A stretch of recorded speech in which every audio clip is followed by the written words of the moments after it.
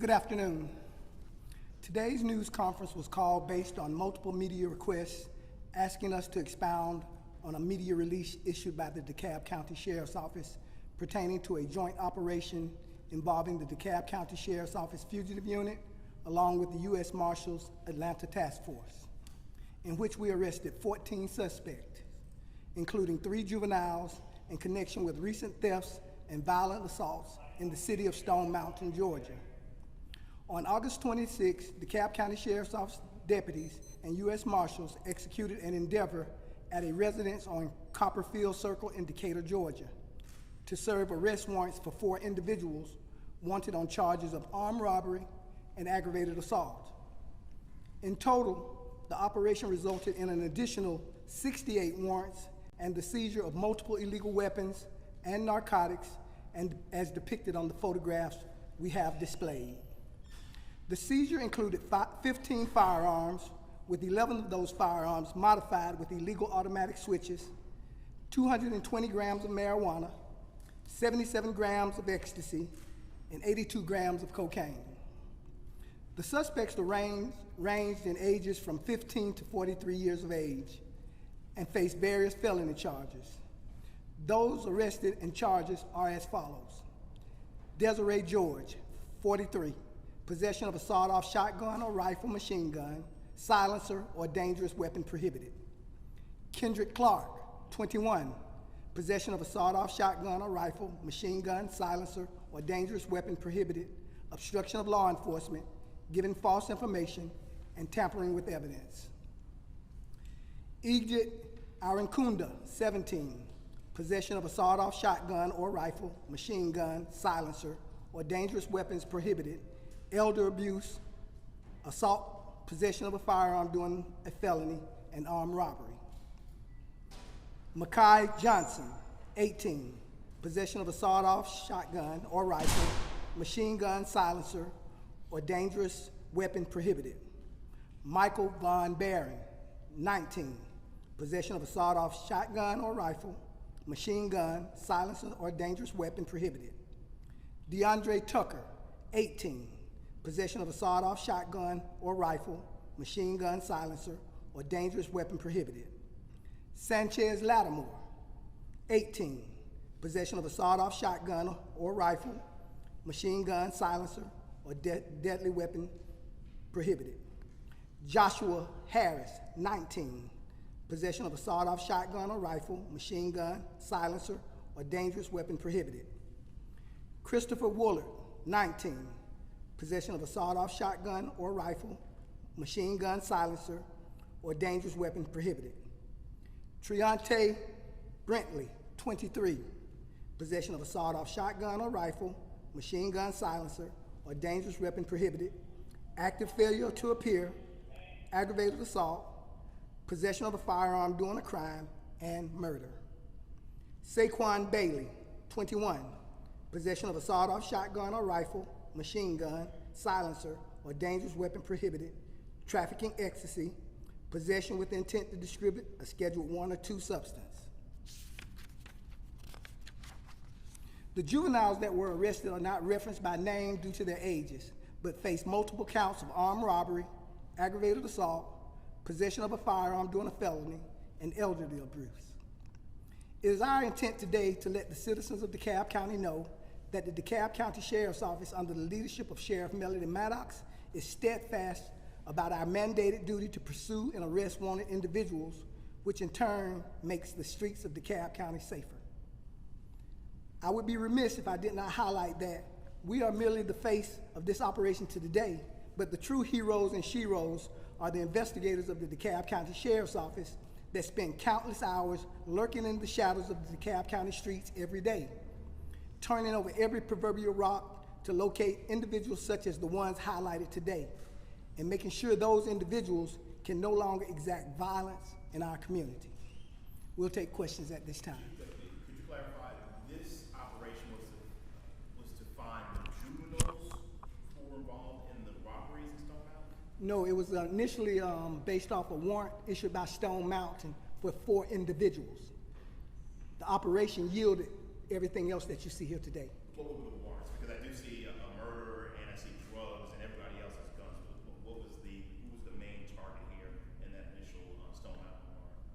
to. This is Lieutenant Mobley of our criminal processing unit. The initial warrants were for aggravated assault, armed robbery, and elderly abuse. It had 3 juveniles and one, we would thought all of them were juveniles, but one ended up being 17. So the initial investigation started with looking for those individuals, which led us to Copperville Circle. Would you describe these individuals as a gang, or could you elaborate a little bit on their connection to each other and how they work or don't work together? Captain James Parker will answer that question. Good afternoon. Well, according to the Georgia gang statute and the way this crew is operating, then yes, they could be considered a gang. However, we're still early on in the investigation, and we're still looking into that part. Can you able to, I don't know if you're person who answers, can you just briefly touch on what the crimes they were committing? I mean, obviously it sounds like they were terrorizing people in Stone Mountain. Who were they, what kind of people were they targeting, and what exactly were they doing? Was, again, like I just said, we're still early on in the investigation, so the initial ones were the aggravated assault, what was the armed robbery, and the elderly abuse warrants that we were looking for them for, and we stumbled across all this other stuff with the guns and the drugs and what have you. You think they were all kind of working together, they all knew each other? Yes. And I noticed they're all relatively the same age. You have the woman who's in her 40s. What role did she play in all this? I think she was the mom of one of the suspects. She was, I guess, working with them. Possibly, yes, sir. The elder abuse, how does that tie into all of this? Are you familiar with that? The initial crime of the armed robbery and aggravated assault actually occurred with older individuals. So that's how they ended up tied in. Just older individuals were actually part of the crime and victims of the crime. Could you be, so they were targeting how many elderly victims? How did that unfold? To give clarification on that, the original charge was taken out by the Stone Mountain Police Department. What typically happens if the agency that encounters these crimes initially aren't able to locate someone, those warrants are turned over to the sheriff's office. At that time, we subsequently do an investigation to bring those persons into custody. So the initial questions about the original warrants would be better served by referencing the Stone Mountain Police Department. So in other words, it was turned over to the fugitives and you guys go get the bad guys, basically? Yes, sir. Okay, gotcha. The residence where the initial warrants were served, is that the home of one or multiple suspects, and then were there other operations happening out of that house related to the drugs and guns? Was it a base of some sort of crimes, or was it just where some of them happened to live? I would reference it as where some of them happen to live and that others frequented on a regular basis. The murder arrest or murder charge, how does that tie in? The murder charge in this case is actually an out-of-county warrant. He was wanted for failure to appear on that charge. So it was just a fruit of this arrest and crime that we ended up getting at. So he was someone who was out on bond, or just was failure to appear? Yes, sir. He was out on bond on that charge out of another county and failed to return to court.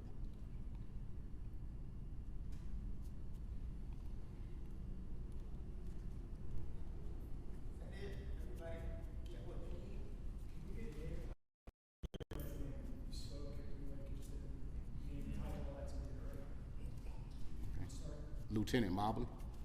First name? Lieutenant Patrick Mobley. Patrick.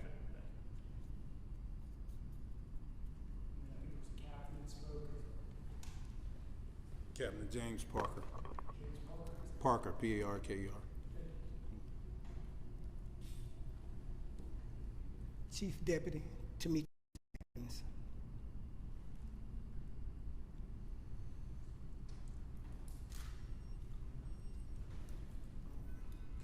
Okay, we can make these photos available to you digitally.